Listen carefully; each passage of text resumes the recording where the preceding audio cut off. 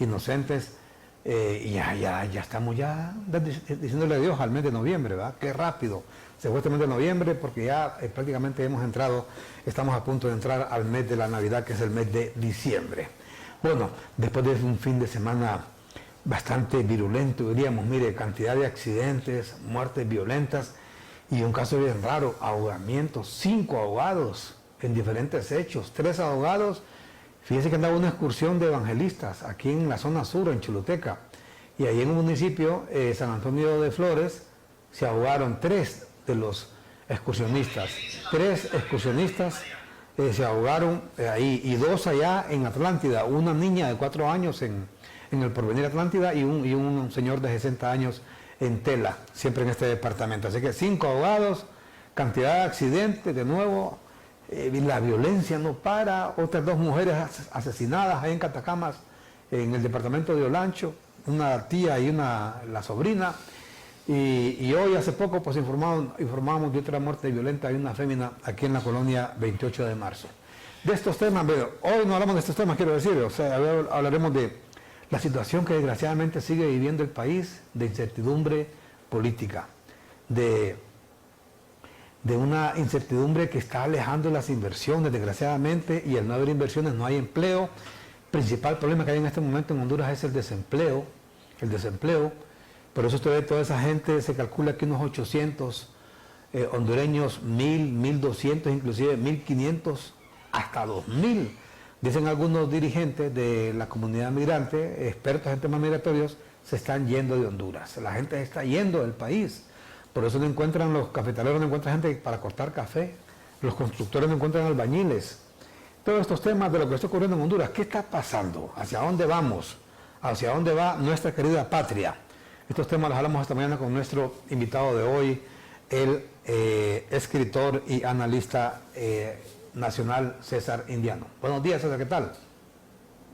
Muy buenos días, Mando. Gracias por un día más.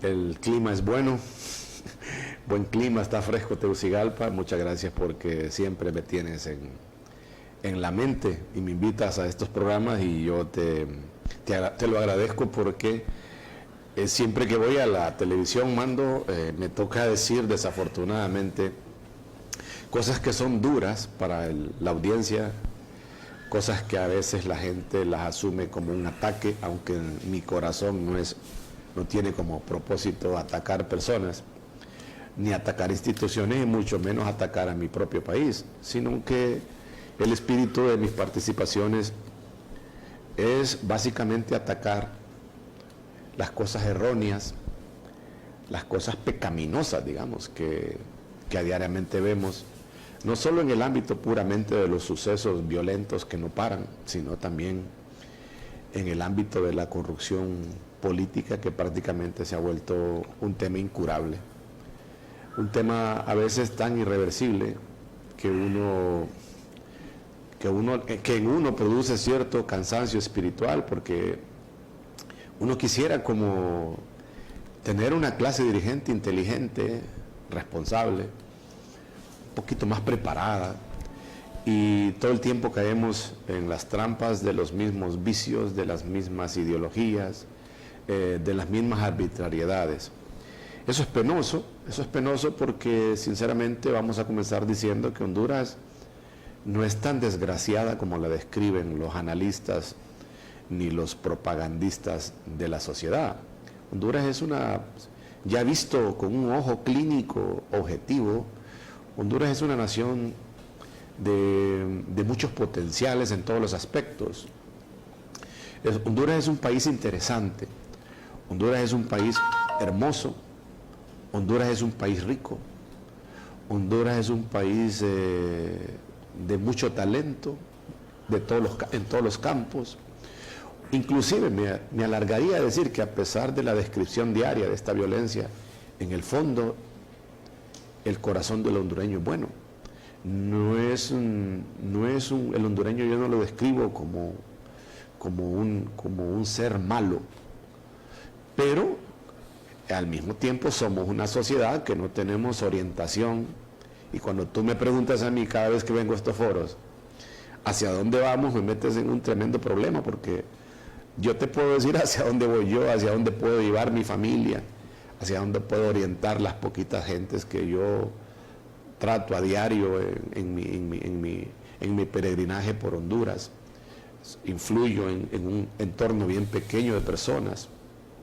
Pero si me preguntas hacia dónde va la sociedad, con todos los componentes que la integran, agricultura, ganadería, economía, política, exportaciones, comercio, no lo sé porque nosotros llevamos a completar casi 2 décadas de caos administrativo y político, un caos que, como te digo, por momentos parece irreversible. Y solo antes de entrar en esa parte del caos administrativo que mencionas, bueno, es que Honduras, justamente por eso es que sentimos pesar las cosas que ocurren en nuestra querida patria, porque Honduras es un país rico. Sí. Honduras es un país rico. O sea, quienes lo han hecho pobre han sido los políticos que hemos tenido gobernando aquí desde hace un siglo, o más de un siglo. Más de un siglo. ¿Verdad? Los que se han alternado el poder en una época, cachurecos liberales, liberales y cachurecos. Y hoy el Partido Libre, que está haciendo igual o peor. Entonces, eso es lo que pasa. Pero aquí, fíjate que te voy a citar solo un caso. El tema turístico. ¿Cuál es el país que más atrae turistas en Centroamérica? Es Costa Rica. Costa Rica. Para que usted tenga una diferencia, los ingresos por turismo en Honduras no llegan ni a... Bueno, llegaban antes a 700 millones de dólares al año. Hoy, mire, van así, en picada. Porque la actual gestión administrativa, usted me pregunta a mí quién es la ministra de Turismo, yo no sé quién es. No aparece ni siquiera en época de Semana Santa, ni en Semana Morazánica, que es época se supone de turismo. Nunca da la cara, pero ahí está, es el pariente, creo, de alguien poderoso en el gobierno. Y así, desgraciadamente, son las cosas en nuestro país. Mire, Costa Rica ya deseara tener las montañas que tenemos en Honduras, los lagos, las playas que hay en Honduras, la ciudad del Mono, las ruinas de Copán, Islas de la Bahía, nada que ver. ¿Tú te acuerdas de una serie muy conocida de Hollywood, Jurassic Park, que filmaron varias películas? ¿Dónde las fueron a filmar? En Costa Rica. En Costa Rica.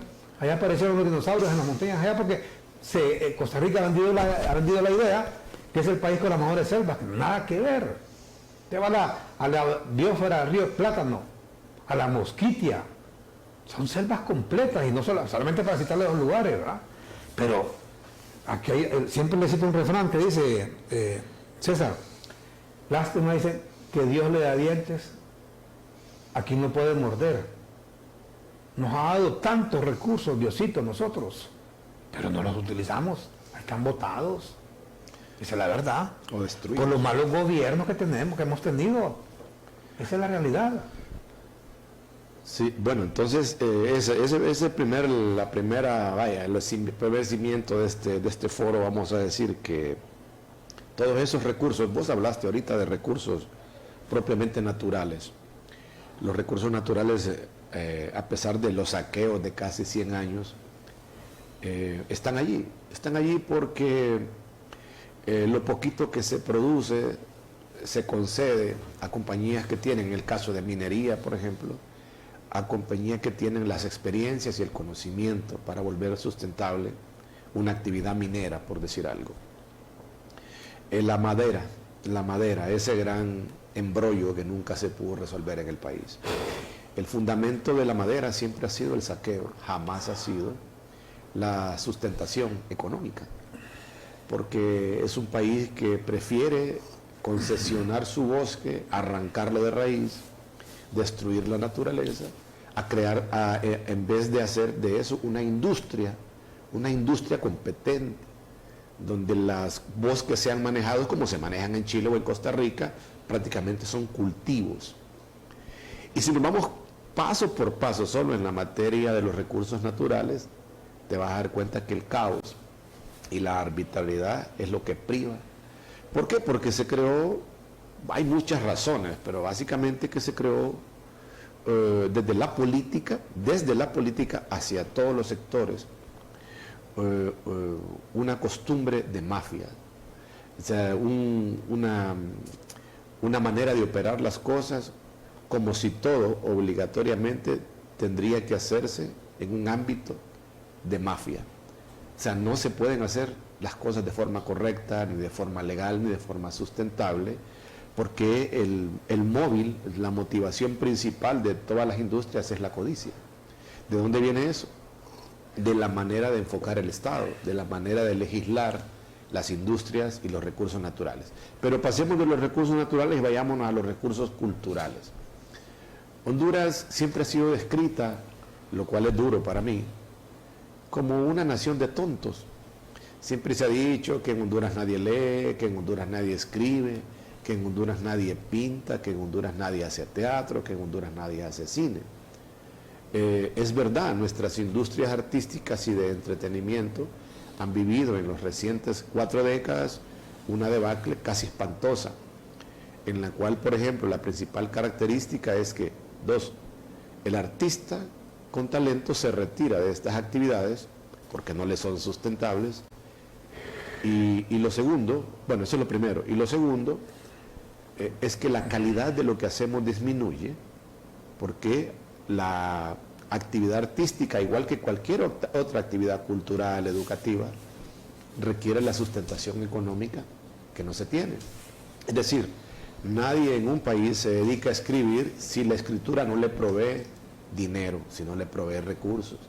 Nadie en un país se dedica a hacer teatro, a mantener una compañía teatral, si esta compañía teatral no es sustentable. Entonces, el talento en todas las áreas de la vida, que no tiene, digamos, un componente de subsidio, va desapareciendo. Y todo aquello que es subsidiado se vuelve corrupto. Entonces, esa mecánica ha sido, digamos, desafortunada y viene no de ahorita, Armando, sino que esta mecánica de quererlo subsidiar todo, incluyendo los servicios básicos como el transporte, por ejemplo, ha traído, ha duplicado y ha triplicado la problemática y ha triplicado la pobreza y ha triplicado la violencia. Entonces, ya es tiempo de que yo creo que ya nos merecemos nosotros en Honduras la aparición, la innovación en las ideas políticas, porque al final del día, si tú te fijas bien, todas las ideologías han fracasado, todita la filosofía, ya sea que las abordes desde el concepto de la derecha o desde la izquierda, las ideologías han fracasado. Entonces, si las ideologías han fracasado, creo que el mundo debe volver a retomar sus ideas. Entonces tiene que echar, para mí, el político, todos los políticos, porque yo no quisiera decir de aquí que hay políticos buenos y políticos malos o políticos más o menos. Simplemente no hay malos ni buenos, sino políticos equivocados que levantan banderas y doctrinas equivocadas, políticos poco preparados y políticos con un bajo nivel de estima, no solo de estima propia, sino estima de la propia nación que administran. Entonces, muchas veces el error del político no viene únicamente de su maldad.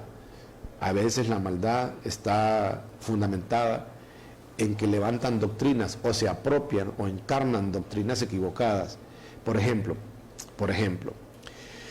la doctrina tonta de creer que el Estado presente, como le llama Javier Milei en Argentina, que esa es la más rotunda paliza jamás pegada a las ideologías decadentes de la política, le acaba de pegar un muchacho en Argentina, demostró con hechos, con palabras, con acciones, de que todas las doctrinas asumidas por derechas e izquierdas, cuyo fundamento es el populismo y el colectivismo, todo eso es un fracaso. Eso no funciona en ninguna parte del mundo. Ya sea que las doctrinas colectivistas del Estado presente, donde todo se subsidia, las implemente la derecha, o las implemente un régimen militar, o las implemente un gobierno democrático, o las implemente los socialistas, que son los más enfermizamente colectivistas, en ningún caso vas a ver situaciones donde eso funciona. ¿Por qué no funciona? Porque es contrario a las leyes de la vida y a las leyes mismas de la economía. Inclusive, fíjate que el socialismo es contrario a las leyes de la convivencia misma. La convivencia humana se fundamenta en la libertad, por ejemplo. Tú, para ser socialista, necesitas renunciar a, por ejemplo, a principios tan básicos de la convivencia humana como la libertad. ¿Qué libertad? libertad de opinar, por ejemplo, libertad de expresión, libertad de pensamiento, libertad de locomoción. Entonces, únicamente eres socialista y colectivista cuando tú estás dispuesto a renunciar a estas libertades fundamentales de la convivencia. Es decir, no se conoce un caso de una relación sana entre un ciudadano con otro, donde esta persona para convivir contigo renuncie a estas 4 libertades fundamentales. Solamente si yo renuncio a eso, es que yo puedo tener una relación contigo de corte socialista, de corte comunista, de corte despótico o de corte autoritario, porque cuando yo estoy de acuerdo en que exista un modelo autoritario de gobierno, lo que estoy diciendo es que yo estoy dispuesto, en nombre de la codicia, a renunciar a mis libertades. Por esa razón es el fracaso del socialismo, que es el mismo fracaso del fascismo, que es el mismo fracaso del totalitarismo, ya sea militar o el totalitarismo ideológico. Eso está condenado al fracaso porque el ser humano no está diseñado, el ciudadano no está diseñado para vivir sin esas 4 libertades fundamentales. Entonces, ¿eso impacta ¿dónde? En la economía, porque cuando yo renuncio a esas libertades, quiere decir que acepto, que mi conciencia, que mi ciudadanía desaparece, y acepto de mutuo acuerdo con el dictador, con el opresor, con el caudillo, con el tirano, llego a un acuerdo, a un consenso para que él domine la sociedad en nombre de unos intereses parciales en los cuales me incluye a mí. Y eso es el socialismo.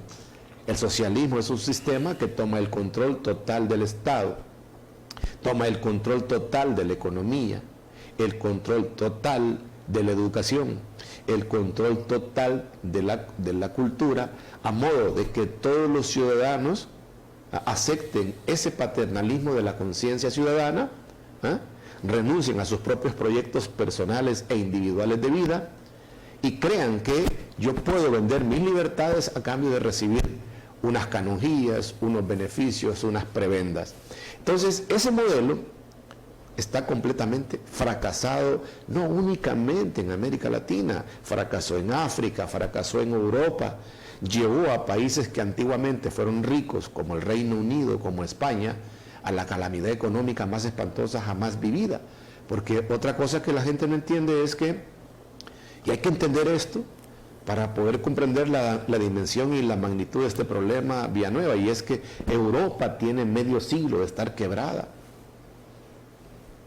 La Unión Soviética apostó durante 60 años por un modelo quebrado. Y las poquitas naciones que aún hoy son ricas, porque las hay, podemos decir que 10 de las naciones consideradas ricas corren el peligro de caer en una pobreza total planetaria si no frenan a tiempo las ideas socialistas y el colectivismo, porque ese colectivismo es nocivo para la vida, para la convivencia, para las relaciones humanas, para la familia y para el desarrollo de la economía. Ya aterrizando en Honduras, entonces, supongo yo que queremos hacer un análisis específico de lo que pasa en Honduras. Muy bien. Tristemente Honduras, que vamos a comenzar por decirlo, ya lo dijimos al comienzo, no es ese panorama, no es esa visión dantesca que tienen los especialistas en economía, porque eso son distracciones tecnocráticas para que el hondureño no vea la claridad del problema. Cuando tú tienes un analista, un tecnócrata, describiendo a Honduras como un país africano, donde la gente anda en harapos y descalza, te está mintiendo. Esa es una gran mentira. Hay que comenzar por moderar esa visión dantesca de la pobreza, porque no es verdad. Eso no es cierto. Es decir, Honduras sí tiene, digamos, un porcentaje importante de gente que vive en calamidad, ya sea por costumbre, por falta de iniciativa o por lo que sea. hay gente que se acostumbra a la pobreza. Pero si vos viajás por Honduras, por todos, por aldeas, por municipios, vos vas a ver la movilidad comercial y económica que este país tiene, aún en los semáforos. Fíjate que cuando tú tienes una visión objetiva del propio país que habitas, tú ves la gente o trabajando, o robando, o haciendo comercio, o rebuscándose, o consiguiendo. Yo, por mi condición de estudioso del país y de viajero, yo viajo mucho por Honduras, yo lo que veo es una población completamente lista, donde hasta en los semáforos te plantean negocios las personas. Es decir, que una persona que te dice que te quiere limpiar el parabrisas a cambio de 10 lempiras y que te hace reír o que te hace una broma y que te está proponiendo un negocio. No te está pidiendo, te está proponiendo un negocio. Es persona que está a un paso de la delincuencia y a un paso de la vagancia y del abandono. Pero es gente que está en la última grada de la dignidad, en el sentido de que está buscando algo que hacer en la calle. Si te vas a todos los mercados populares de Honduras, vas a ver la enorme actividad comercial de la gente pobre. Entonces, en otras palabras, el pobre, ya sea que se quede en el país haciendo faenas de comercio menor, ambulante, venta, compra de cosas, eso manifiesta que el pobre es listo. No es un tonto como lo describen los socialistas. Describen al socialista como un tonto, incapaz, incompetente y un inepto. Así describen los socialistas al pobre. El pobre no tiene por qué ser así, ni proviene de esos ámbitos de derrota total, sino que en sus ambientes, en sus entornos, llamados barrios, llamados aldeas, llamados mercados, él va formulando mecanismos de vida interesantísimos. Y aun cuando este pobre tiene todo en contra, fíjate que el pobre siempre hace comercio, siempre revende, siempre busca trabajo, y lo más hermoso, que no ha sido destruido todavía, fíjate, esto no ha sido destruido a pesar de que las ideologías tienen como objetivo destruir ese aspecto del pobre, y es que todavía tú puedes percibir en estos ambientes populares, Villanueva, un sentimiento de generosidad. Correcto. Y de solidaridad entre la gente. Te pinto ese panorama ¿para qué? Para que seamos objetivos y dejemos de describir a Honduras como esa nación africana donde dicen estos tecnócratas que hay 70% de pobres, pero ¿de dónde sacan semejantes datos? Es decir, si tú ves gente en calamidad, es una minoría, y si le quisieras poner un porcentaje, creo que le pondrías, yo no tengo el estudio, un 10% de gente que está en calamidad. La mayor parte de la gente está en la dinámica de la vida. Mira, un pobre es tan listo que en un barranco, por ejemplo, te crea un sótano y una casita arriba, y te crea unas gradas. Eso tiene un valor. Eso te manifiesta que el pobre no se da por vencido, que el pobre mantiene con vida su deseo de ser parte. Y la otra cosa es psicológica. Describen al pobre como un ahuevado. Miren, es más probable que en una sociedad como la hondureña sea más ahuevado un rico que un pobre. Oye bien lo que te digo, es mucho más probable que la clase media o la clase alta se ahueve en un país como Honduras que un pobre. Un pobre no está diseñado para estar ahuevado, no está diseñado para estar triste, no está diseñado para que lo humilles. El pobre siempre tiene unos atributos que los aprendes únicamente en la pobreza. Esos atributos los vas aprendiendo en el camino, porque desde que naces y te vas criando, de lo que se trata es de conseguir comida, de lo que se trata es de vender y comprar algo, de lo que se trata es de crear pequeñas pandillas para salir por ahí a los caminos, a los senderos, a los barrios a conseguir algo. Ahora, que en el camino hay peligros, sí, porque la vida tiene peligros, y también porque en las calles también están los vendedores de droga, los asaltaniños, los asesinos, los sicarios, los distribuidores de resistol, todo eso está en la calle. Pero fíjate qué cosa tan interesante que te digo esto, todo eso está en la calle y el pobre tampoco le teme a eso. Correcto. ¿Quién le teme a esa calle caótica, llena de delincuentes? O sea, ¿has visto en los barrios pobres que pongan plumas y que pongan unos cercos y que tomen cerca en los barrios? No, porque en los barrios ese miedo que sí está vivo, ese miedo, ese pánico que sí está vivo en la clase media o en la clase alta, en los barrios no existe. No existe la pluma que te detiene, no se encierran en un gueto de pánico como ha hecho la clase media y la clase alta en Honduras, donde se encierran y según ellos quieren estar a salvo, dicen ellos, de la virulencia caótica, de la popularidad. Correcto. Lo cual es una falsedad. Ahora, César Indiano, ya para ir cayendo en lo que estamos viviendo en este momento en el país, todo ese panorama que pintás, aquí siempre hacemos la salvedad que Honduras vive cantidad de problemas, en su mayoría estructurales, como en el caso de la pobreza que has estado mencionando, el tema, por ejemplo, de los problemas en salud, los serios problemas en educación, en infraestructura, generación de empleo, inversiones, etcétera. Pero principalmente estos problemas estructurales como la pobreza en salud y también en educación. O sea, ¿qué está pasando en Honduras? No vemos, por ejemplo,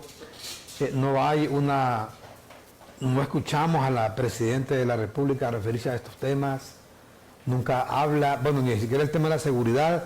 Quiero decirte, por ejemplo, este fin de semana, al igual que todos los fines de semana, una violencia terrible, ¿verdad? Hoy de nuevo Honduras está ocupando los lugares, primer lugar de homicidios en Centroamérica, primer lugar en feminicidios. Solamente ayer, y en el pueblo de la Presidenta Xiomara Castro, en Catacamas Olancho, mataron a 2 mujeres, otras 2 mujeres, sobrina y tía. Hoy temprano informamos de otra mujer, también asesinada en la colonia 28 de marzo, aquí en Comayagüela. Y vemos que quienes en gobierno no se refieren a estos temas. Al contrario, fíjate que hay tantos problemas en inseguridad. Y hablando de inseguridad, el expresidente Zelaya, por cierto, la presidenta otra vez no se encuentra aquí, se fue desde el sábado para Dubái, a un evento de Naciones Unidas. Dice, ¿qué dijo el expresidente Zelaya el fin de semana? Dijo, hay que ir a morir por el pueblo y estar dispuesto al sacrificio. O sea, en medio de toda esta inseguridad que vivimos, el que prácticamente gobierna, hablando también de morir, ¿va? Y luego que aparece también el hijo de él, Héctor Zelaya, dice al BOC, les da vergüenza, dice, andar con la bandera del Partido Nacional. ¿Qué está ocurriendo con esta gente que gobierna, que no la escuchamos nunca hablando de los problemas de Honduras? Yo quisiera escuchar a la presidenta hablando del tema de la inseguridad, por ejemplo, y aquí aparece hablando del hijo de ella, habla el expresidente, y fíjate que miren qué cosas, pareciera como que están jugando, como que no hay problemas en Honduras, como que gobernar es un juego. Mira donde aparece también el hijo de Héctor Zelaya, como el presidente, de acuerdo, cuando fue presidente anduvo subido en un F5, y que te acuerdas que dijo que anduvo patas arriba en el F5, ¿ah? Apareció ahí con el uniforme de un piloto de la Fuerza Aérea, y hoy es el hijo, mira, aparece ahí donde, en un F5. O sea, que como que no tomaran en serio que están gobernando Honduras, hombre. Vamos a ver, entonces dijiste 3 cosas que las vamos a retomar. Uno, tú te preguntas como periodista si será un juego para ellos el gobernar. Yo te digo que sí. Es una broma para ellos. Es un chiste. Sobre todo esta familia que tiene, todos en el país sabemos que es una familia de baja preparación, muy folclórica, y no puede asumir, digamos, la tarea de gobernar una nación con seriedad. Para ellos ese es un asunto para ellos esos son juguetes. Para este señor y para el papá subirse a un aparato de eso no es porque sea una máquina de guerra cuyo costo es elevado. ¿Te das cuenta? Mira, él lo publicó. No, claro, es decir, para esta gente... ¿Sabes qué está haciendo ahí? Dice él, ¿qué está haciendo ahí? No sé. Está supervisando la reparación de los aviones. Yo no sé que él era técnico ahora, mecánico aéreo. Bueno, no sé lo que dicen ni por qué lo dicen. Sí te puedo decir que es una gente con un nivel de arbitrariedad espantoso para asumir las cosas del Estado y las cosas del gobierno. Ya esa escena ya la habíamos visto anteriormente en su padre. Hoy se repite porque siempre están jugando con las cosas que no se juegan. Entonces, primera cosa, vos preguntabas si ellos tomen la faena de gobernar como un juego. Sí, es un juego, porque la diferencia entre un estadista, entre un político y un líder y un arbitrario es esa, que un líder se tome en serio los asuntos administrativos y políticos de un gobierno, de un Estado, se tome en serio el crimen, se tome en serio la inseguridad, se tome en serio la guerra, se tome en serio la economía, se toma en serio el bienestar de la sociedad, la economía, el comercio, el desarrollo, etc. Estas personas no tienen en su cabeza ninguna posibilidad de tomarse en serio alguna cosa de la vida. Por lo tanto, para ellos el manejo y los controles del gobierno son una broma. Tú lo que ves ahí es el caos total administrativo de una familia completamente caótica, con ciertos ribetes de demencia en lo que hacen. ¿Cómo te pones a creer que un ejército serio, en un país serio, le va a permitir que una persona se vaya a sentar en un F5 únicamente porque es el hijo mimado de una familia? O sea, ¿de dónde sacas tú que los aparatos de guerra de un Estado van a ser inspeccionados, manejados, conducidos o utilizados como juguetes simplemente porque el ejército va cayendo en una peligrosa sumisión política? Eso es algo terrible, es una broma, es un chiste, y ya sabemos que este chiste tiene siempre consecuencias amargas. Lo otro que dijiste, que sí hablan de los problemas, dice que no hablan de los problemas. Claro que hablan de los problemas, pero desde una óptica equivocada, porque esta es el último coletazo de una familia que se fanatiza con el socialismo tardío. El socialismo ya cayó al piso, fue derrotado, es un absurdo.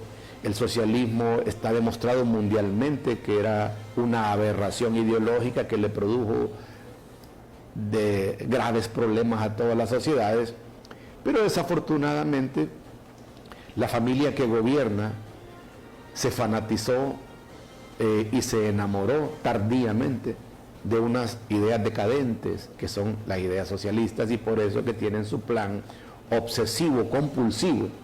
Tienen un plan obsesivo compulsivo para traer a Honduras el modelo venezolano o el modelo kirchnerista.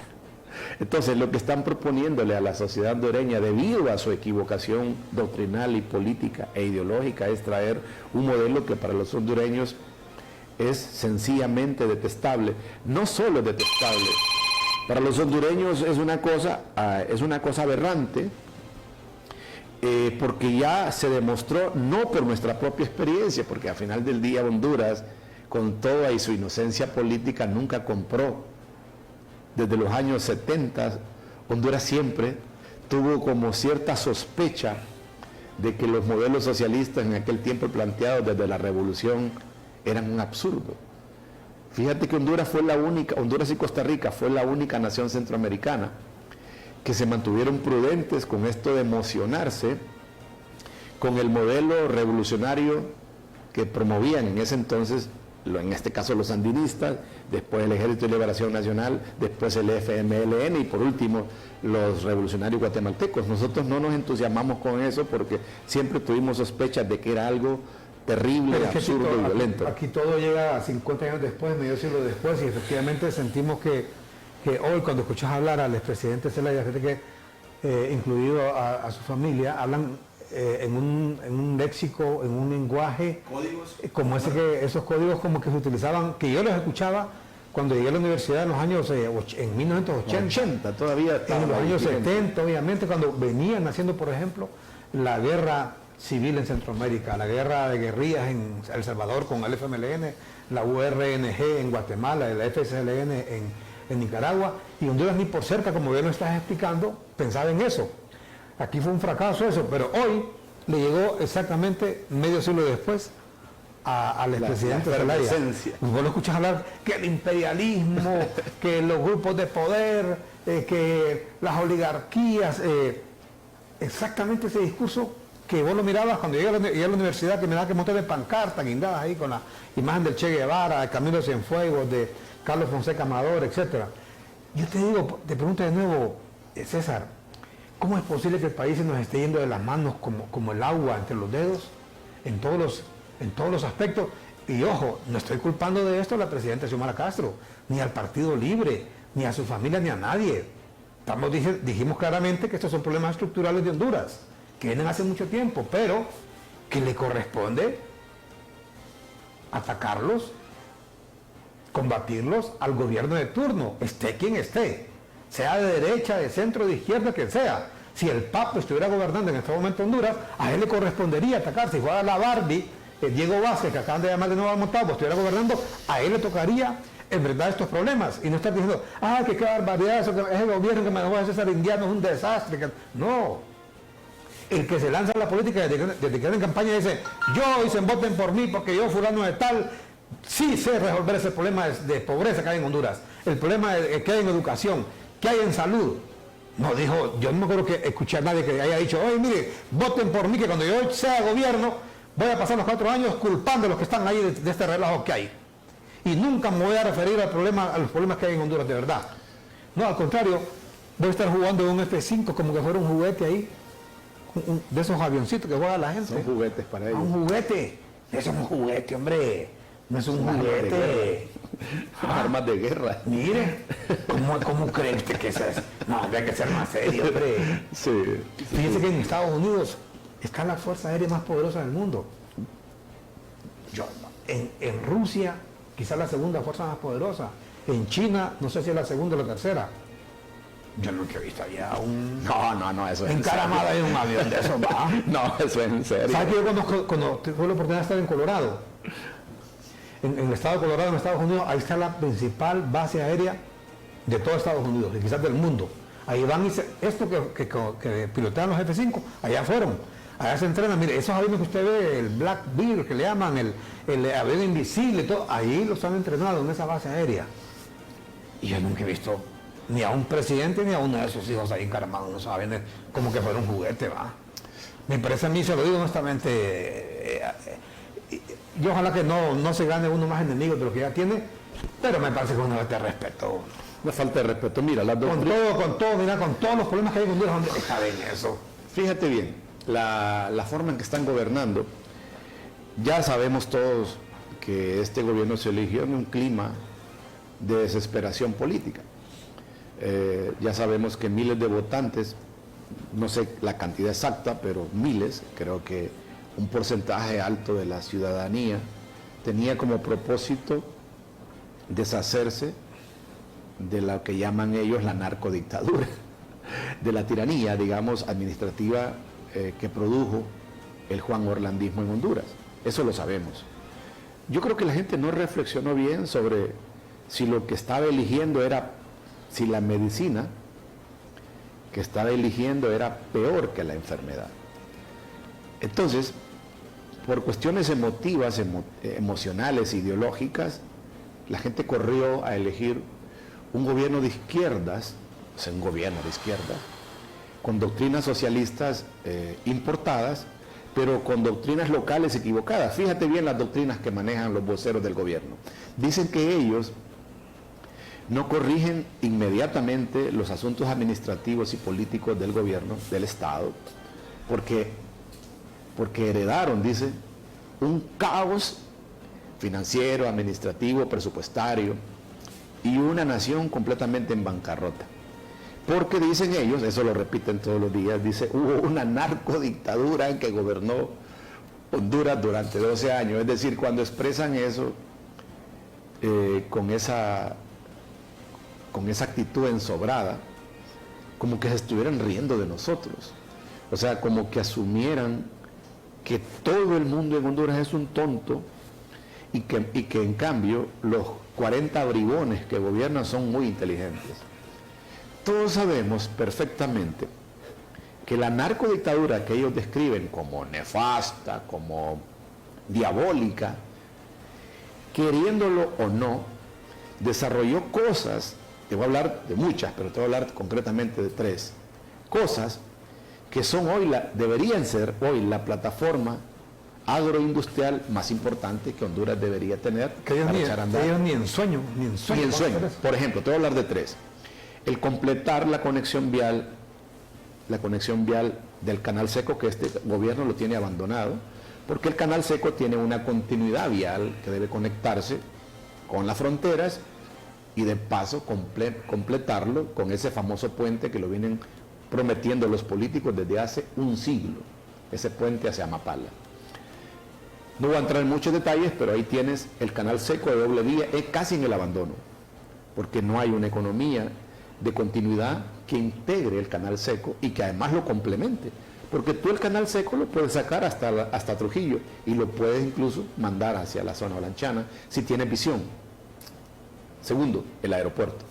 Recibió muchos ataques porque era la magna obra hecha por el Juan Orlandismo, con unos costos operativos bastante altos y a través de una concesión, dicen ellos, indebida. Pero el aeropuerto ahí está. Es un aeropuerto aceptable, competitivo, quedó hecho, quedó acabado, y es cuestión de que tú, con una visión inteligente, lo integres a la industria del negocio aeronáutico, de la aviación, de que el país, lo que dijiste al comienzo, de que el país se vuelva otra vez turística e industrialmente atractivo, es decir, que deje de ser Honduras un país repugnante para que ahí caiga un avión cada 15 minutos y este país tenga dinero. De lo que se trata cuando gobiernas es de que el país produzca dinero y que ese dinero se traduzca a su vez en desarrollo de todas las clases sociales, que disminuya la deuda, que crezca la felicidad, que haya trabajo y que la gente no quiera salir huyendo del país que habita. Ya llevo dos. Tres, antes de la creación del famoso centro cívico, que es donde habitan hoy, con todas las de ley y con todas las de lujo, Honduras lo que tenía es un desparramiento de las instituciones administrativas centrales del Estado. Entonces, queriéndolo o no, el gobierno anterior creó el famoso centro cívico gubernamental, que es donde hoy están albergadas todas las burocracias y tecnocracias del actual gobierno, y que no le han sacado ni el más ligero provecho porque no saben para qué son. Es decir, tú le das aeropuerto, tú le das calles, tú le das vías profesionales, tú le das carreteras, tú le das edificios y torres a un grupo de ineptos, y estos ineptos no saben para qué sirve eso. Ahí quiero parar porque podría hablar más de los logros, diría yo, involuntarios, porque algunas veces los gobiernos, aunque sean despóticos o aunque sean tiranos, sí construyen represas, sí hacen vialidad, sí construyen carreteras, sí abren caminos, sí construyen edificios, sí hacen represas. ¿Por qué? Porque al final del día, por muy tirano que una nación sea, siempre un gobernante intenta como enorgullecerse, prestigiarse a través de las cosas que hacen. Ahora, el componente de la corrupción, tú lo puedes corregir. Si tú agarras un país quebrado, que quebró porque en los entresijos de las negociaciones, de los grandes logros de la nación, hubieron manos peludas que cobraron unos montos, que cobraron unas comisiones y se hicieron millonarios, tú esos lo corrigen en un día y ya está. Es decir, solamente cuando eres un inepto o cuando no amas al país, cuando eres un demagogo, cuando eres un inútil, quieres gobernar acusando al pasado. ¿Por qué? Porque de esa manera distraes a la gente de las verdaderas problemáticas que tienes y tú te lavas las manos diciendo que no haces nada por el país porque heredaste una calamidad. Es exactamente como cuando tú le lleves tu carro a un mecánico que te dice que lo lleves a que te lo arregle, que le vas a pagar lo que sea y te dice que no te lo puede arreglar porque el mecánico anterior dejó un desastre. Entonces la mediocridad en la forma de pensar de los que gobiernan está envuelta en un montón de trampas. Y por último, esta no quiero que se me escape, el uso de la palabra pueblo es una palabra terroríficamente equivocada en el lenguaje político. Es la palabra más peligrosa y demagógica que utilizan todos los políticos, porque cuando un político azul habla de sus de sus latrocinios y de sus aberraciones, siempre lo hace en nombre del pueblo. Lo mismo un rojo, lo mismo un morado, lo mismo un azul. Pero da la casualidad que la palabra pueblo no es una palabra política, es una palabra religiosa. Los políticos no representan al pueblo. Repito, la palabra pueblo en boca de un político es completamente demagógica. ¿Por qué? Porque si tú te vas a un barrio marginal, a la Canaán, a la Smith, al Carrizal, ahí está el pueblo, en la concepción que ellos tienen. Pueblo le llaman ellos a las personas de baja renta o bajos recursos. Bueno, ahí hay pueblo. Tú convocas a los de ese barrio, a los habitantes de ese barrio. ¿Cuáles son cachurecos? Son la mitad, son un tercio. ¿Cuáles son liberales? Son el otro tercio. ¿Cuáles son libres? El otro tercio. Por lo tanto, el conjunto de esa comunidad barrial no es el pueblo. Ahí lo que hay son correligionarios de unos y correligionarios de otros. Por lo tanto, los políticos cometen el pecado capital más grave en el lenguaje cuando dicen que las atrocidades, las demencias y las arbitrariedades que cometen a diario desde el aparato público lo hacen en nombre del pueblo. En realidad lo hacen en nombre de sus partidos, en nombre de sus ideologías, en nombre de sus achichincles, en nombre de sus amigos y en nombre de sus parientes. Correcto. ¿Verdad? Yo creo que, mira, esto que acabas de plantear de estos proyectos y que únicamente has mencionado tres, nos parece que son aspectos que todavía no analiza la gente de lo que está pasando realmente en Honduras. Mira, aparte de todo este problema político, de la parálisis legislativa, de la violación constante del Estado de Derecho, de la Constitución, como en su momento lo hizo también Juan Orlando Hernández, hay que decirlo, y que por eso se produjo toda esa oleada del anti-JO, porque estaban hartos de los abusos de poder que hacía, y yo se lo digo, miren, más que el Partido Nacional, Juan Orlando Hernández, ¿verdad? Como presidente, un abuso increíble, pero hoy estos le han salido corregidos y aumentados, pero aparte de eso, mire, eso que plantea César Indiano, mire, el país está paralizado, y no solamente, mire, fíjese que el gobierno actual, no hay un tan solo proyecto que está ejecutando que usted vea que un megaproyecto, va a dejar una marca de este gobierno. No hay un megaproyecto. Lo que la presidenta, por ejemplo, está inaugurando es que son canchas. Son canchas, y la semana pasada dijo que ya había inaugurado como 41 estadios, dijo. Y son canchas, pero bueno, fíjense que, por ejemplo, esa represa, que tanto hablaron de la represa, que van a solventar ese problema allá de inundaciones en el Valle de Sula, que efectivamente es correcto que ese problema en el Valle de Sula se va a solventar únicamente con las represas. Los expertos dicen que quizás una de ellas, el tablón, la comienzan a finales del 2025, si a ocaso. Si a un caso, a finales, repito, de 2025, o sea, a meses para que la presidenta Xiomara Castro entregue la banda presidencial. Una de ellas, y son tres, ¿verdad?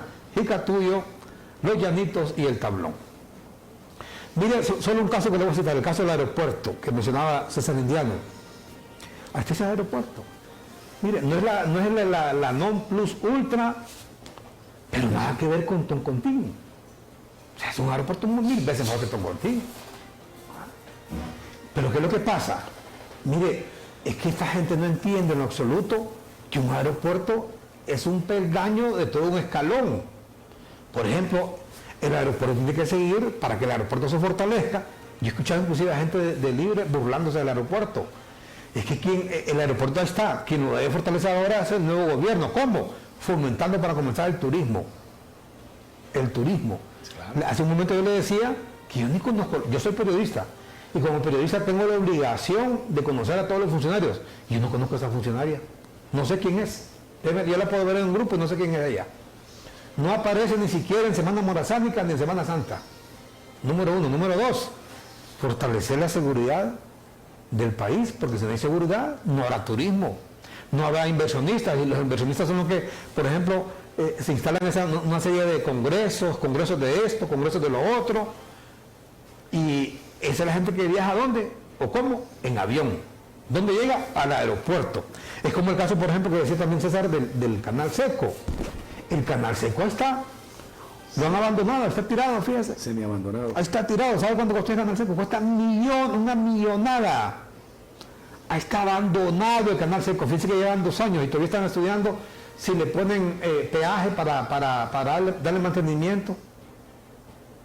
Si sabe qué es, mire, esa es la mejor vía que hay, es una competencia inclusive al Canal de Panamá, pero obviamente también, como decía César, hay que completarlo con ese puente de Amapala, pero aún así como está, usted va a donde la Martillo, va a mirar ese gran movimiento de furgones ahí, que todos vienen de Salvador, mire, van por el Canal Seco, agarran ahí en Comayagua, que pasa por Comayagua, y va a mirar que un montón de rastras estacionadas, ¿para dónde van?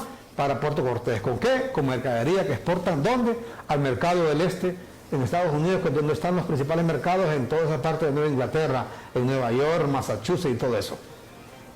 Pero es un proyecto que tiene que darle seguimiento. ¿Sabe cómo es eso? Como que usted, por ejemplo, me vea que yo estoy pobre y todo lo demás y me regala una refrigeradora. Me regala la refrigeradora nuevecita, ¿va? Nuevecita de paquete, inclusive esas de 2 puertas grandísimas y todo lo demás.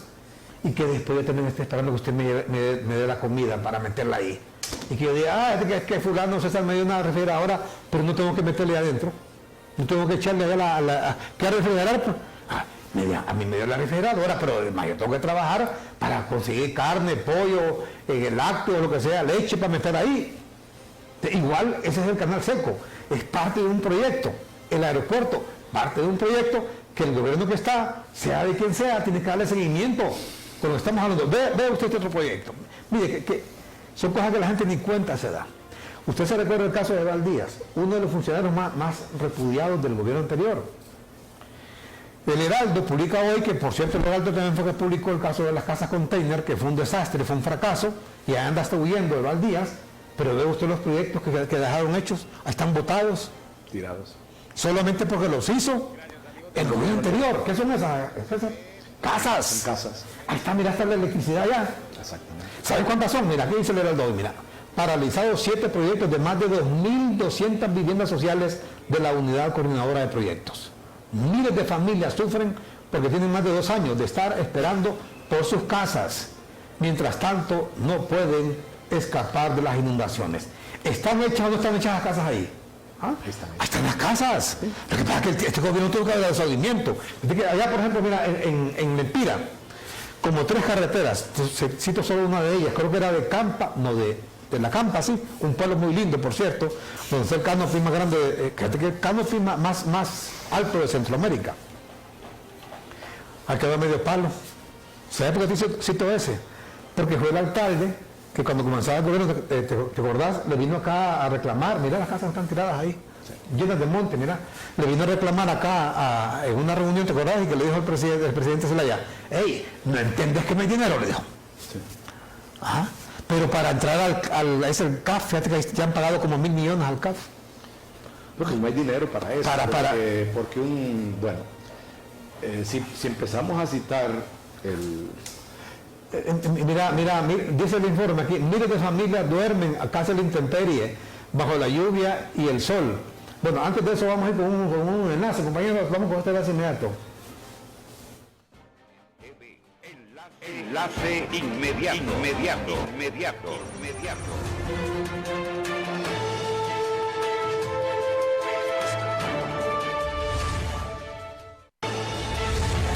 Este es un enlace inmediato de CHTV. Enlace inmediato. Ha muerto otro motociclista en un accidente de tránsito, en esta ocasión pues ahí en la colonia del Country, en Comayagüela. Vamos con usted, Ángel Galo, Manuel Rojas, hasta este sector. Este es un enlace inmediato de... Gracias, licenciado Armando Villanueva, auditorio de CHTV. A esta hora de la mañana, lamentablemente, un motociclista pierde la vida. Los accidentes de tránsito se continúan registrando en el territorio nacional. En esta ocasión, este accidente de tránsito se ha registrado exactamente en la colonia del Country, viniendo desde el sector de la colonia 21 de febrero hacia el sector de vamos hacia el centro de la capital, exactamente en la colonia Country, donde se ha registrado el fallecimiento de este motociclista identificado preliminarmente. Este motociclista ha sido identificado como vamos a ver, según lo que se da a conocer, William, el nombre preliminar de esta víctima, de este motociclista, William, es posiblemente el nombre preliminar que se maneja de este joven que ha perdido la vida en este accidente de tránsito. Hace un par de minutos acaba de ocurrir, mire, la motocicleta, lo podemos observar que está nueva. Es una motocicleta bastante nueva, de un tipo de cilindraje nos imaginamos, aquí vamos a ver algunos tipos de cilindraje 250, según lo que podríamos observar. Es la motocicleta. Por acá está el oficial Sánchez. ¿Qué tal? Darwin Hernández, el comisionado, Darwin Hernández. Este accidente de tránsito, lamentablemente, pues que se ha registrado, continúan estos accidentes cobrando la vida. Así es, muy buenos días. Lamentar este tipo de hechos donde hondureños siguen perdiendo la vida producto de la imprudencia. En este caso, pues este motociclista venía conduciendo por el centro de la calzada, venía rebasando, perdió el dominio de su motocicleta y fue a colisionar con este vehículo que está en sentido contrario. La persona ¿traía el casco o no traía el casco? Porque prácticamente se observa que el casco quedó en otro lugar y no tiene ningún daño. Anda un buen casco, usted lo puede ver, un buen casco certificado, pero no lo traía puesto. Esto lamentablemente fue determinante por el trauma de cráneo que tuvo al momento del impacto. Bueno, lamentable, ¿verdad? Porque se siguen registrando estos accidentes de tránsito cobrando la vida de hondureños en el territorio nacional. Así es, lamentar ese tipo de hecho y el llamado a la población a que sea prudente, responsable, para que no caiga en un accidente de tránsito tan lamentable así, perder la vida, personas jóvenes con una vida por delante, con familia, hijos, madres que quedan sufriendo producto de un hecho tan lamentable. ¿Qué le podemos dar a consejo a la población? Porque vemos que esta motocicleta es una motocicleta prácticamente nueva.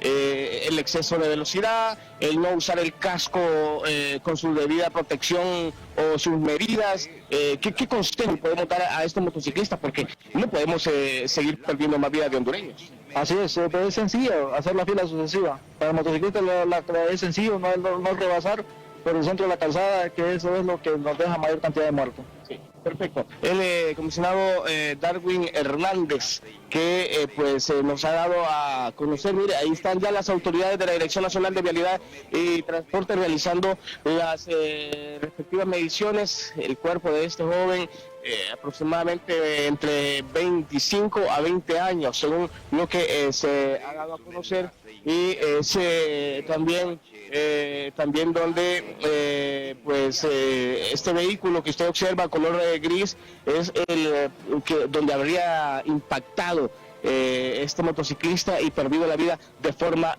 inmediata. Voy a retornar con ustedes, licenciado, a esta hora de la mañana desde la colonia del Country, donde se ha registrado este lamentable hecho aquí en la capital de la República. Con ustedes a esta hora. Pues ahí está este reporte desde este sector completamente en vivo a las 8:11. Desgraciadamente, pues el motociclista ha perdido la vida en este sector. Andaba con una motocicleta nueva, por cierto, es correcto ahí, de paquete esa motocicleta, y desgraciadamente pues ha fallecido este joven en este sector. Ya más adelante estaremos dando más detalles de su identificación. De momento solamente se identifica como Williams. Continuamos con nuestro personaje de hoy, esta mañana hablando con el escritor, novelista, analista, dramaturgo César Indiano. Bueno, César, ayer pues ha habido otra marcha del bloque de oposición ciudadana, el BOC, que tal vez sentimos que está siendo bastante atacado por la gente del gobierno, ¿no? Cada día las manifestaciones son más grandes, pues ayer más de 20.000 personas ahí en Choluteca participando. ¿Qué piensas de todo esto que está pasando con el BOC en Honduras? Bueno, lo primero, en un modelo socialista, la doctrina es la supresión total de la oposición.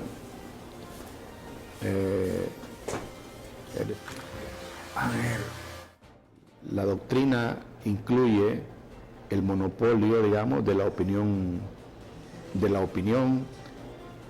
el monopolio del Estado, el monopolio del pensamiento y el monopolio de la expresión.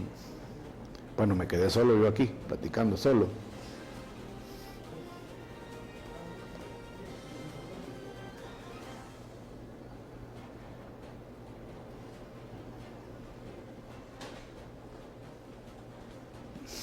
¿Con quién estoy? ¿Con vos? Bueno, no me dejes solo, hombre. Entonces te estaba diciendo que un socialista no soporta la oposición, ¿verdad? Un socialista lo que busca es el monopolio estatal, el monopolio gubernamental, el monopolio del pensamiento y la visión unitaria de la sociedad, de modo que todo tipo de oposición se considera conspiración.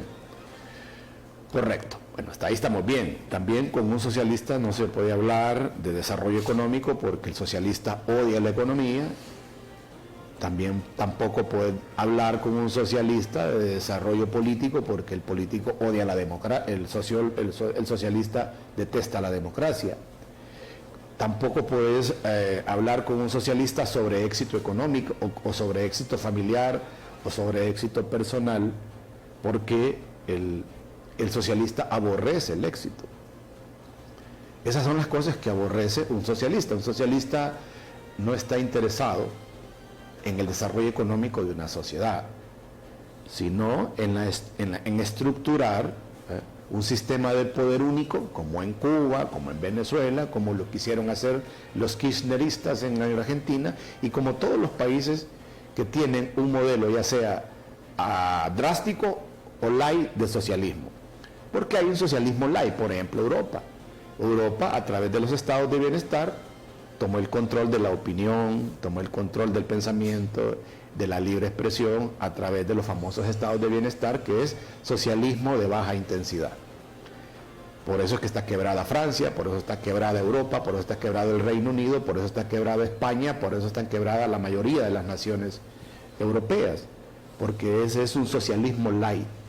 El socialismo drástico, que es el de Venezuela, el de Bolivia, el de Argentina, el de Nicaragua, el mexicano, ese es un tipo de socialismo donde todos los fundamentos de la sociedad son colectivistas. Entonces se suprime la posibilidad de que haya capitalismo, de que haya desarrollo, de que haya opinión libre, de que haya libre expresión, de que haya prensa libre, etc. Ok, si tú tienes doctrinas que son contrarias a esa, pues tú eres un opositor. Entonces, se crea en Honduras un bloque de oposición ciudadana. Correcto. ¿Qué significa? Significa que hay parte de la sociedad que no congenia ni no comulga con el socialismo de Estado. ¿Verdad? De eso se trata. Es decir, de que hay parte de la sociedad, se levantan líderes de la ciudadanía o de la sociedad civil, que levantan las banderas opuestas a eso. Opuestas. Eso es lo que quiere decir oposición. Yo soy opositor tuyo porque políticamente mi doctrina es contraria, se opone a la tuya. Entonces, la primera cosa lamentable de cuando tú creas grupos de oposición, la primera cosa lamentable es la carencia de doctrinas políticas que sean opositoras a lo que el gobierno hace. Es decir, ya no puedes tú conjuntar una oposición ni con ideas socialistas ni con ideas nacionalistas, porque el nacionalismo no es que sea malo, simplemente son doctrinas que se agotan. Por ejemplo, el nacionalismo se junta con el liberalismo en este momento y se junta con este partido de centro izquierda, centro derecha, no lo sé, no tiene una definición ideológica, que es el Partido Salvador de Honduras. Y ahí podíamos integrar, en ese mismo tutti frutti, podíamos integrar, por ejemplo, a la democracia cristiana, dejando por fuera al Pino, o con la opción de que el Pino y los otros partidos chicos se vayan hacia la izquierda. Muy bien, se supone, esto es la teoría, de que una alianza provisional entre nacionalistas, liberales, Partido Salvador de Honduras y otros pequeños partidos podrían conjuntar una oposición que tiene como propósito sacar a los que están. Es decir, ese bloque es un bloque de derechas que tiene una alianza provisional que se define como de derechas, que tiene una alianza provisional y que necesita urgentemente una doctrina cívica política, que en este momento no la tiene. Entonces tú ves que en este racimo de preferencias y de espacios que se agrupan en torno a la oposición, ahí hay de todo. Ahí hay de todo, gente acreditada, gente desacreditada, gente académica, gente de los barrios, gente de todo tipo que intentan crear un bloque civil ciudadano, pero con consignas cívicas y patrióticas, de momento, ¿no? Ahora bien, ¿qué va a suceder esto? ¿Qué va a suceder con el oficialismo? El oficialismo se va a fortalecer.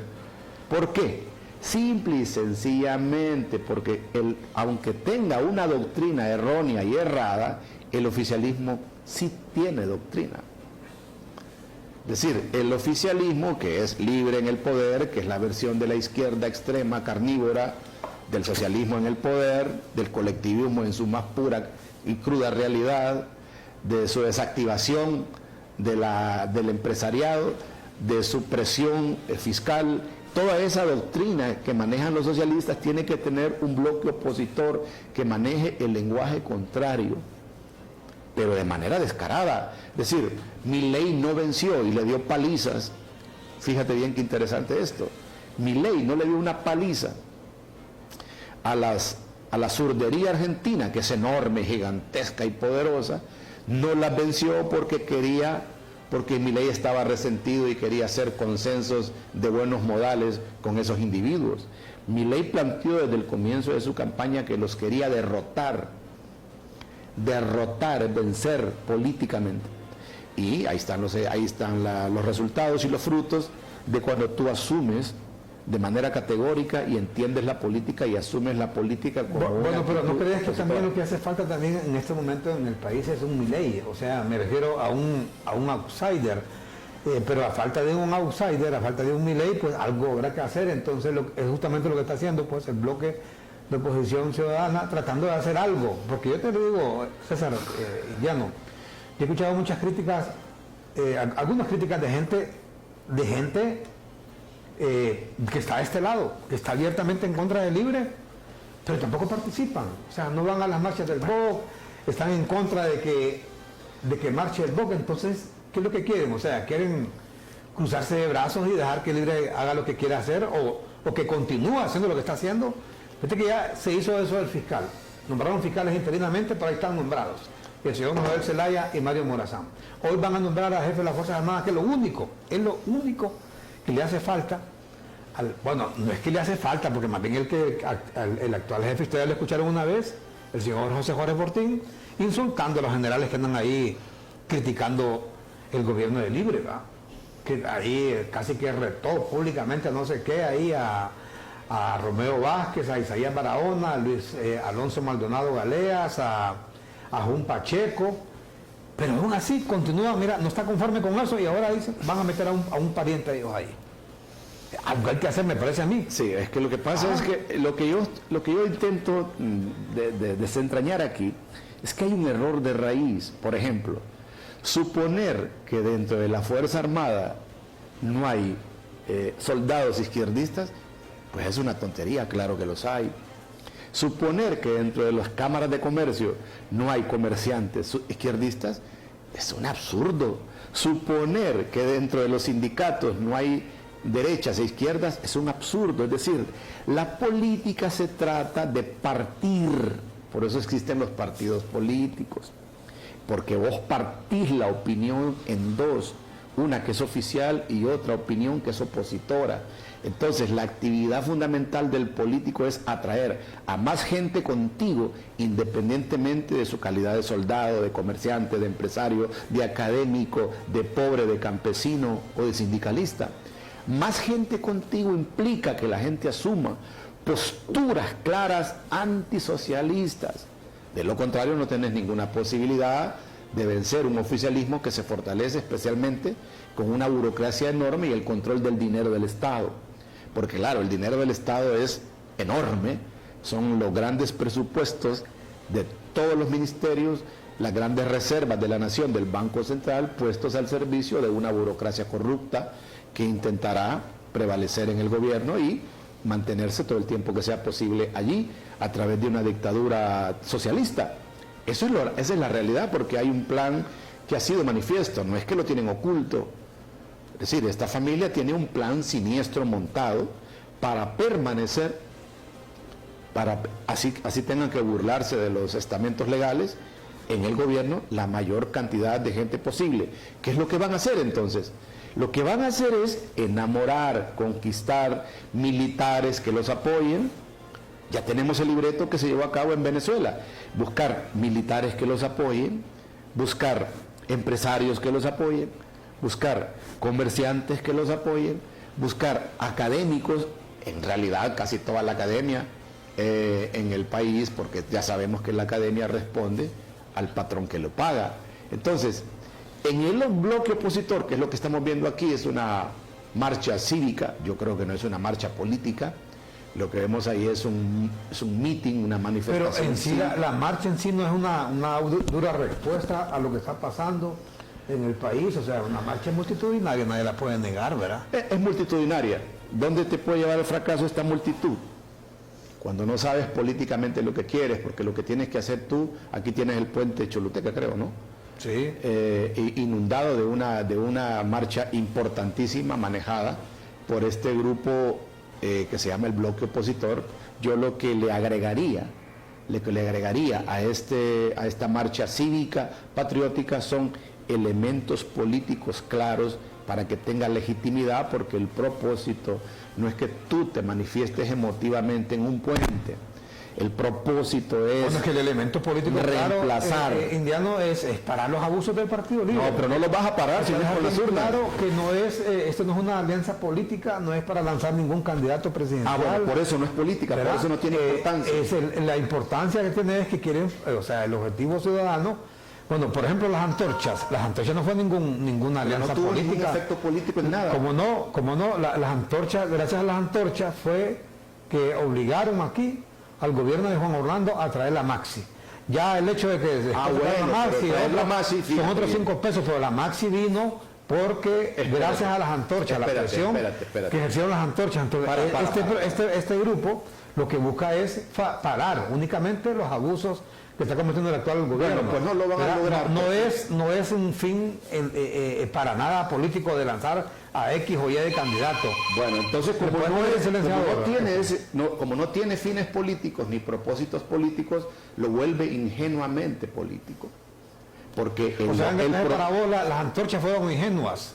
Absolutamente ingenuas. No tuvieron ningún efecto. No tuvieron ningún efecto. Porque las antorchas no condujeron al poder. Y las antorchas, es que nunca el fin de las antorchas, si tu finalidad cívica no es política, si tu finalidad folclórica no es política. De las antorchas nunca fue político en el sentido electoral, o sea, nunca ellos pretendieron tomar el poder. Por esa razón es banal. Y lo de Argentina, por ejemplo, sí. O sea, ahí sí. Milei se lanza desde un principio a la presidencia, pero es que la equivocación tuya es creer o decir que las antorchas estaban destinadas a buscar el poder, y nunca fue eso. No, por esa razón. No es que estoy equivocado. El fin de las antorchas fue buscar o parar los abusos del gobierno de Juan Orlando. Pues no los pararon.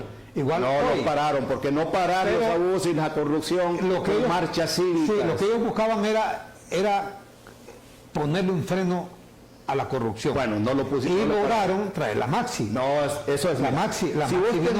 Si vos tenés una manifestación cívica para traer un organismo cívico, pues logras objetivos cívicos.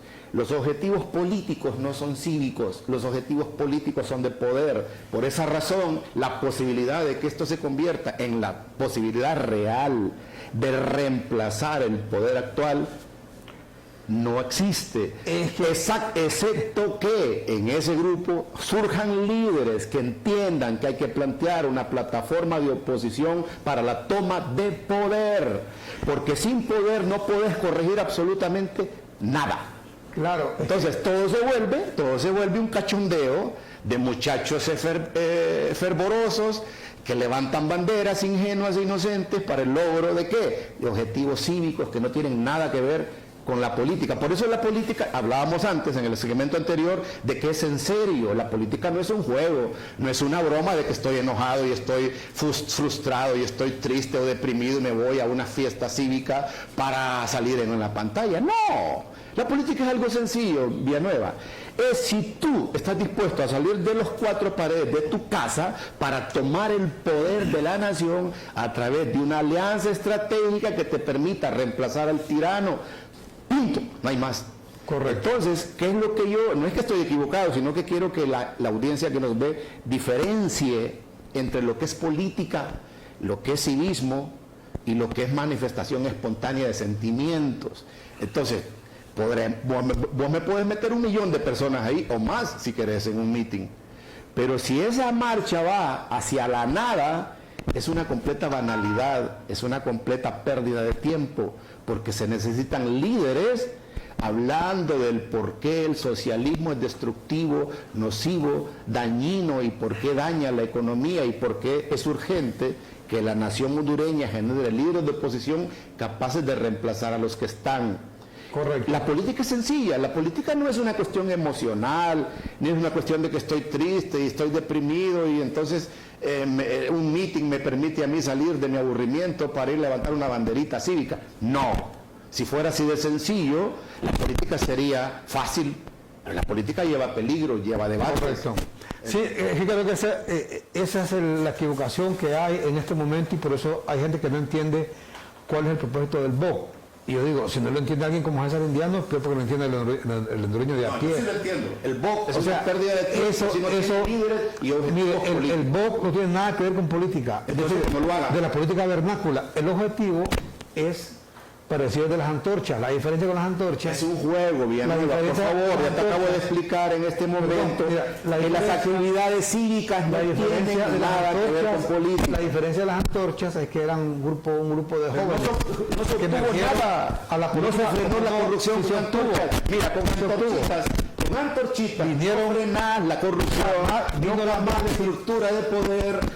Que después sacaron la Maxi, después que comenzó a estafar una serie de actos, eso fueron otros 5 pesos, pero la Maxi vino a Honduras por eso. No funcionó, entonces se burlan de eso. La política, en este caso, es otra cosa. En su momento va a surgir un candidato, no va a surgir, pero no va a surgir de ahí. No va a surgir porque mientras el líder no entienda la política, claro, porque entiende. Sí, César, lo que está equivocado es que no va a surgir del BOC, porque el BOC no es para eso. El BOC es otro objetivo. No existe políticamente. Entonces que se jode el BOC en otras palabras. No, yo no sé porque yo no soy parte de eso. Pero te digo, eso no tiene una finalidad política. Al no tener una finalidad política, a hombres como yo no le interesa. ¿Cómo no? A mí no me tiene interesa. Tiene una finalidad que es frenar los abusos. No lo vas a lograr porque se van a morir de vos, se van a morir de la risa los corruptos viéndote desfilar por algo que no podés cambiar. ¿Quién va a frenar los abusos del partido, del gobierno actual? Un bloque político opositor que tenga como propósito sacarlos. Punto. No hay más. Surge Milei, ¿por qué? Porque tiene un solo objetivo: desplazar a esas mafias ladronas del poder. ¿Cómo lo logra? Con objetivos políticos. Nunca dijo quiero hacer una marcha de antorchas o de pañuelitos, jamás. Milei nunca ha creído en eso. Milei desde que salió dijo, vengo con el objetivo de arrasarlo. Entender, César, que a falta de un líder político, que lo ideal es encontrar un líder político que no se encuentra de la noche a la mañana. Por la falta de peor si es valentía. un outsider. No se encuentra de la noche a la mañana, entonces alguien tiene que hacer algo. Y en este caso, anoche esas marchas para hacerse sentir, bueno, de hecho, es lo único que hasta ahora le ha quitado el sueño al actual gobierno, principalmente al que manda, que es el señor Manuel Zelaya Rosales. Si no miremos, por ejemplo, cada vez que, por ejemplo, hay una de estas marchas, comienzan los ataques a través de las redes sociales que maneja el Partido Libre, los famosos bots. Y mirá, por ejemplo, inclusive han estado boicoteándola a través del gobierno, a través de la misma policía, a través de las Fuerzas Armadas. Mirá, por ejemplo, tenemos imágenes ahí, compañeros, como un organismo del Estado, como es el IHTT. Esa es la labor de ellos. Ese es el objetivo. Han prohibido, vamos a ver si me dejan que les explique acá. Tenemos, compañeros, ustedes mismos vieron que tenían esas imágenes ahí de la mirá cómo, por ejemplo, frenan los inspectores. los buses que jalan gente para que vaya a participar en las marchas. Eso usted solamente lo ha visto en países como Nicaragua, en países como Venezuela, donde se impide que la oposición marche. Por ejemplo, cuando la marcha que hizo, que convocó a Xiomara Castro, el 29 de agosto, no cabían los buses en todo el Boulevard Suyapa, en todo el bulevar ahí por la justamente, y la pregunta es, ¿qué hizo en ese caso YHTT? Más bien los protegió a los buses. Bueno, esto se llama abuso de poder. Pues, y justamente para frenar eso es que ha surgido el BOC para frenar estos abusos. Ve usted el pleito que hay ahí entre esta gente que son empleados públicos, son funcionarios del gobierno de Honduras,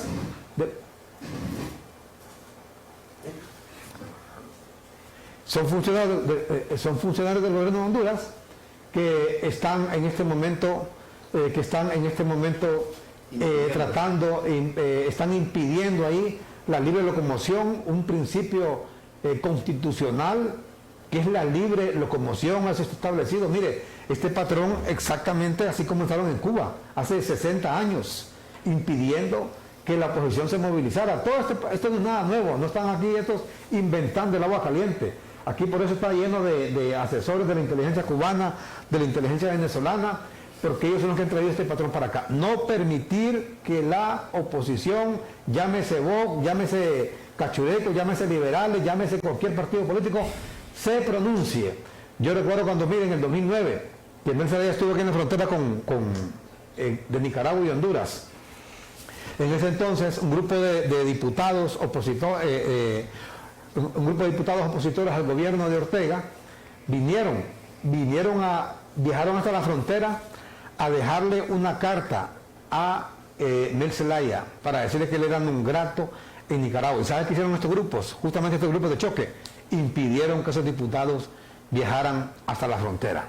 Eso se llama impedir el derecho a libre locomoción, que está para eso establecido en todas las constituciones. Hay algo que no entiendo. ¿Por qué crees vos, o sea, de dónde sacas vos, Villanueva, que un Estado es para dejarte hacer cosas a vos? ¿De dónde sacas eso? Un Estado totalitario existe para todos. Ahora, yo te pregunto, te hago la pregunta y contestame, por favor. ¿Vos habías visto eso en otros gobiernos? Se ha visto en todos los gobiernos, en todos los tiempos. Que impidan así de esa manera. En todos los gobiernos. ¿Por qué? César, ¿en qué mundo vivís? Por piedad. Estuvo 12 años en las calles, que ellos mismos lo repiten todos los días, libre, que las calles son de ellos, porque anduvieron 12 años en las calles. Decimos cuando se les impidió que marcharan. La policía reprimía cuando le metían fuego a un restaurante, a un hotel, que eso, para eso está la policía, pues, pero ellos marchaban cuantas veces querían. No, decime, ¿cuándo viste que se impidió que el libre se manifestara en las calles? No se trata de que la política, por eso es que no entendemos la política en Honduras, no se trata de pedir piedad o misericordia de un Estado que está allí para ejercer presión, poder y control. No se trata de eso. La política no es para que te tengan piedad a ti o a la sociedad, o para que me tengan misericordia a mí o a la sociedad. La política es una actividad peligrosa, en el sentido de que yo tengo doctrinas que se oponen. Es que eso todo el mundo lo sabe. No todo el mundo lo sabe. Mirá, por esa razón fracasamos. Lo que pasa es que hay que hacer, alguien tiene que sí, salir. Pero ese alguien es un líder con claridad política. Es que no hay. No hay. Pues entonces, ¿qué esperas? Pues que mientras entonces aparece ese líder, entonces todo el mundo que deja hacer y deje pasar. Es que ustedes alguien tiene que hacerlo. Ustedes conciben el líder, vos concebís el líder como si fuera una persona que va a bajar del cielo a hacer una labor mesiánica. No, es que no estoy hablando de líder. Es una persona que tiene... está hablando de un líder, vos. Escuchame. Escuchame. La política no es algo complicado, es una cosa sencilla que tiene como único propósito tomar el poder. Para lograrlo, ocupa valentía y conocimiento de la política. La política no tiene nada que ver con sentimientos, con emociones, ni con civismo. Todo eso lo sabemos. No lo saben. Vaya, la pregunta es, fíjate bien qué sencillo te lo pongo. Entonces escucha. Que no se haya hecho esa marcha ayer, o el sábado, que no se haya hecho. Vamos a ver. Si no la hace, Vamos a ver. si nadie hace esa marcha, ¿Van a lograr algo? nos ponemos a esperar. Entonces, ¿Qué van a lograr? Si no hay objetivos políticos, si no hay opinión, de toma de poder, correcto, todo eso es una marcha. entonces en tu opinión, César, más. entonces que todo el mundo se siente, quedemos todos entortados, Mira, una persona sentada. a esperar que aparezca un Milei en Honduras. Escúchame. No te pregunto, en tu opinión, en tu análisis, que no aparece en tu análisis, Milei, entonces, fíjate que bien. aparezca un Milei en Honduras. No, mira, la razón por la que Y mientras aparece ese Milei, que libre, se deshace, ya se van a tomar el control de las Fuerzas Armadas y todo lo La demás. razón por la que no aparece un Milei es porque no entienden la política. Al no entender la política, te desgastas tus energías, tu dinero, tus emociones, tus sentimientos en absurdos. Que No, hombre, Entonces, mira cómo te lo pongo. ¿Quieren sacar al gobierno actual para evitar una tiranía? Sencillo. Se crea un bloque de oposición política con un líder único que nos acompañemos provisionalmente. ¿Cuáles son esos partidos? Ya está, sencillito. Tú agarras lo que queda de los liberales, lo que queda, que es muy grande, de los cachurecos, tú invitas a provisionalmente, por lo menos, a la gente que le queda en las ralas, y tú integras ahí mismo a la democracia cristiana. Ahí tienes suficiente masa crítica para la toma de poder el próximo 26. Entonces, ¿Cómo vas si a lo haces mencionar, así, César, ¿cómo vas a mencionar a la democracia cristiana si eso no existe? existe porque existe la estructura. Existe el dinero que le dan cada año. Existe César, la gente, existe la junta directiva. Los líderes, César, en el mundo, no solamente en Honduras, en el mundo y en la historia de la humanidad, no nacen como nacen las peras o se producen. No, nacen como nació Milei. Eso peleando con allá, los hijueputas. cada Mira, siglo, nacen cada como nació siglo. Milei. Yo creo que Entonces, hemos estudiado si el te fenómeno pones a Milei. esperar que nazca un Milei de aquí, por Dios. ¿Por qué no? Cuando tenga ya, o sea, van a nacer un Milei, O sea, cuando ya tenga 50 años en el poder No libre. seas despreciativo con el Ah, país. Mira, no, hay gente no seas capaz de despreciativo, Milei ni César. no hizo ninguna cosa Vaya, espiritual. entonces contame, Milei entendió la política desde el comienzo. y se es con Milei, contame cuántos líderes han nacido en Honduras, vaya. Te pregunto en el caso de Honduras, vaya.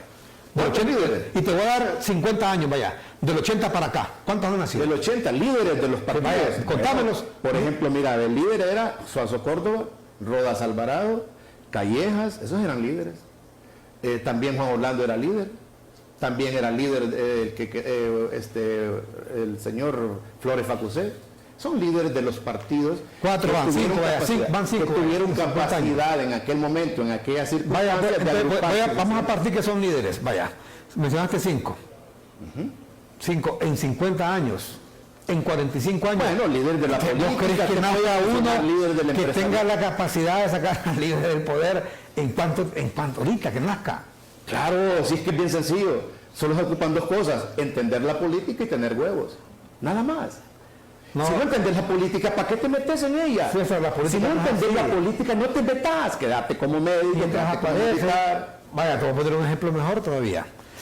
Mira, Libre, ¿cómo logra Libre sacar a Juan Orlando del poder con la exactamente? A eso vamos, eso es lo que está haciendo el BOC. O sea, Porque ellos unos tenían marcas, objetivos de sacar a Jo. Por eso funcionó.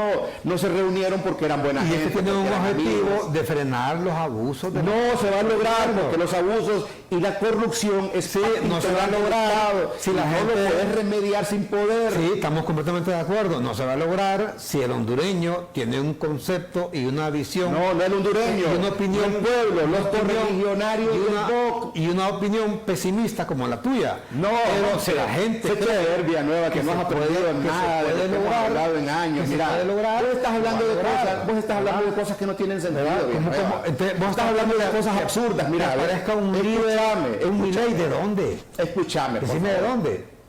El líder, ya te lo dije, en el dos campo cosas. empresarial, Te lo voy a repetir. en el campo político. A ver, te lo voy a repetir. Entre los intelectuales. Para ser líder, ocupar dos ¿Entre cosas: huevos y entender la política.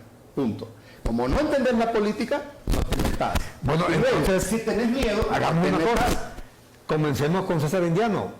Si vos entendés la política, ¿por qué no te lanzas a Y yo no hacer soy ese político. Milei? Yo no- me han visto a mí marchando ahí. Yo tengo valor. No, de venir a tu programa y hablar con vos. O sea, es que vos yo no estás tengo separando, miedo. Yo no vos tengo estás miedo separando, ni a la derecha ni a la izquierda. vos estás separando al BOC de lo que estamos hablando. Estamos hablando de vos decís que el BOC nada que ver con un liderazgo, lo que ocupa es un líder. Sí. En estos momentos, ¿cómo te lanzas vos que conoces la política? ¿Por qué me estás reclamando? ¿Por qué no me lanzas vos? ¿Por qué me reclamas eso? Y a mí nadie me ha propuesto que me lance. Yo No, te lo tengo digo idea de la porque vos política, no ni la crees en el economía. BOC, entonces comencemos con vos, te digo, a probar, tal vez vos tenés pegás como líder, si no lanzamos después, ¿a quién podemos lanzar en el campo, puede ser de la farándula, del deporte? Mira, un líder puede ser, fíjate bien, intelectual. Mira, fíjate bien, vos como hablas irónicamente, ¿verdad? porque no tenés entendimiento de la política, no sabes de política. Escucha lo que te voy a decir. Escucha, Milei era un economista, Bukele un vendedor de motos, Trump un empresario. De cualquier lado sale un político que entienda la política y tenga huevos.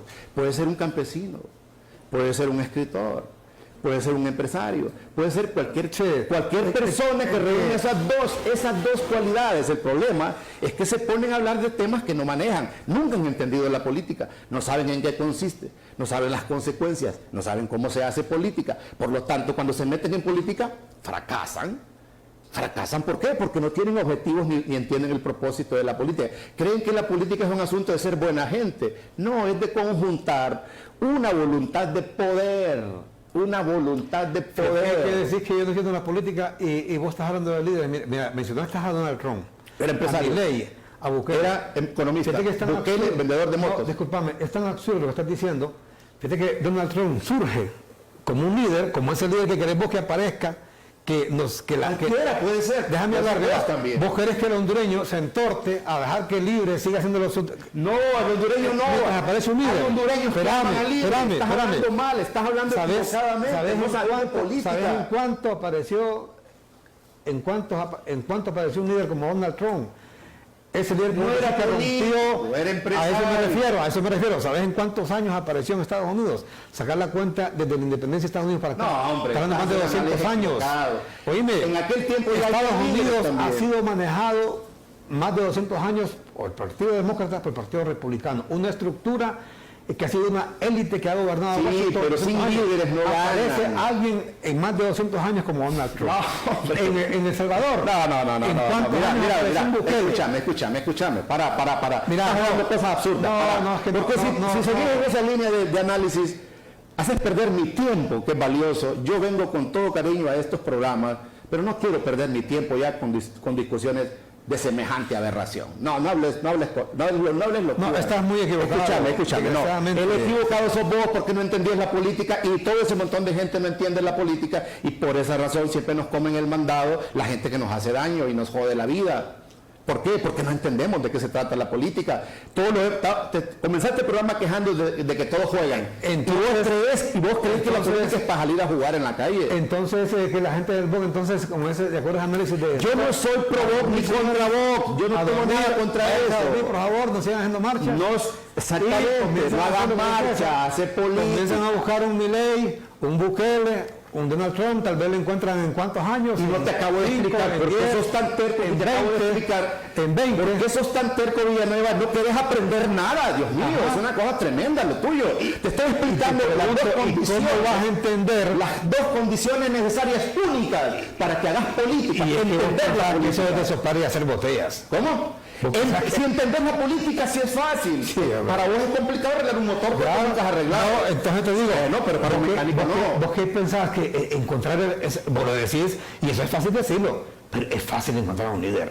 No lo encontrás. ¿Cuántos líderes han habido en un No mundo? lo buscás, ¿Qué mencionaste? siquiera aparece. Me mencionaste 5 en 45 años. No, te puedo mencionar miles, ¿verdad? miles, pero son personas, en política solo se requieren, lo repito por cuarta vez en tu programa, solo se requieren dos cosas para ser líder en la política: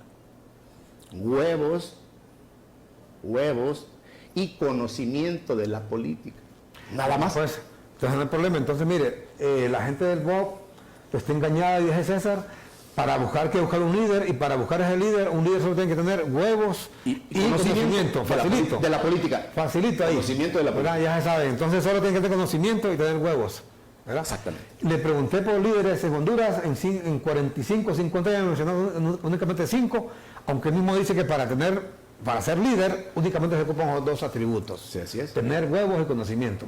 Así que el BOC, por favor, se me van a costar y hay que buscar a ese líder, un Milei. un Milei, No, estás hablando, mira, un Bukele. estás hablando sarcásticamente. No te algo contra ti. no te entiendo. Vos me invitas a mí. Es que no te entiendo lo que estás hablando, César. Por esa razón, yo sé que no tenés entendimiento de la política. No te entiendo. Al escucharte no te hablar, entiendo. veo que no entendés la política. Te estoy explicando varias veces. Autocontradiciendo. Esperando. Es que te estás autocontradiciendo. No, ¿cómo me voy a contradecir, muchacho? Contradiciendo. ¿De qué estás hablando? Para, mira. Dime que si así fuera de fácil conseguir un líder, Que no se consiguen líderes, señor, no se consiguen. Surgen de las circunstancias de miedo, de pánico, de terror, de pobreza, de ahí surgen los líderes. No es que vos buscas un líder, los líderes no se buscan. Aparecen en unas circunstancias específicas cuando hay agobio, tristeza, subdesarrollo o opresión. Por esa razón la política es peligrosa, Villanueva. Y a tu juicio no hay condiciones en este momento para que aparezca un líder. Pero se ocupan esas dos cosas. No perdas el tiempo con gente que no entiende la política y que no tiene valor. No perdas el tiempo con eso. Porque vas a perder tu tiempo y tu vida siguiendo personas que tienen miedo de tomar el poder. Bueno, se nos fue el tiempo ya, no ha visto la hora, están buenas. Así que vamos a continuar otro día con César Indiano, analista, escritor sobre esta temática de lo que está ocurriendo en el país. El BOC ha marchado, están intentando hasta donde se puede pues visibilizar la lucha para defender la democracia en Honduras, porque ese es el único objetivo, defender la democracia que está siendo mancillada, así como lo fue en tiempos de Juan Orlando. La gente fue a votar masivamente bajo la bandera del Fuera Jo, porque estaba hastiada de los abusos de poder de ese gobierno nacionalista. Hoy ocurre igual o peor, quizás como en la actual administración. Pues entonces vamos a ver qué pasa. Si no aparece, si el BOC no logra éxito, pues, y no aparece un líder, pues entonces, Santas Pascuas, estamos listos y servidos con el Partido Libre para que esté sus 40, 50 años en el poder al estilo de Nicaragua y Venezuela. Vamos a la pausa y regresamos aquí con la parte final en su noticiero matutino CHTV.